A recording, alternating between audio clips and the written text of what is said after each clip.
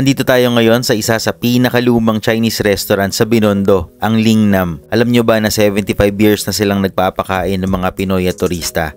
Kaya excited talaga kaming subukan ng kanilang mga specialties. Unahin na natin ang kanilang signature beef wonton noodles. Sabaw pa lang ang sarap na. Tapos yung wonton noodles nila sila mismo ang gumagawa. Hindi kompleto ang Lingnam experience kung walang asado siopaw. Ang tinapay at ang tamis alat na asado, perfect combination, grabe, bawat kagat busog sa sarap. Nag-order din kami ng sweet and sour pork at nagustuhan ko din ito.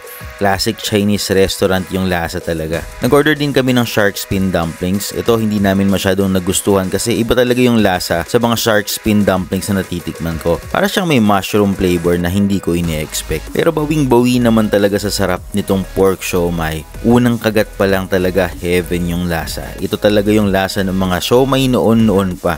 Classic pork siomai na pure meat talaga at walang extender. Ganun yung datingan. For sure babalik kami ni Mami dito kasi nagustuhan talaga namin yung food nila. Kaya kung gusto mo ma-experience ang totoong lasa ng Binondo, kasama ang isang heartwarming history, bisitahin mo ang Lingnam, siguradong babalik-balikan nyo to. Huwag kalimutang mag-like at mag-subscribe para sa mga mas marami pang food adventures. Thank you!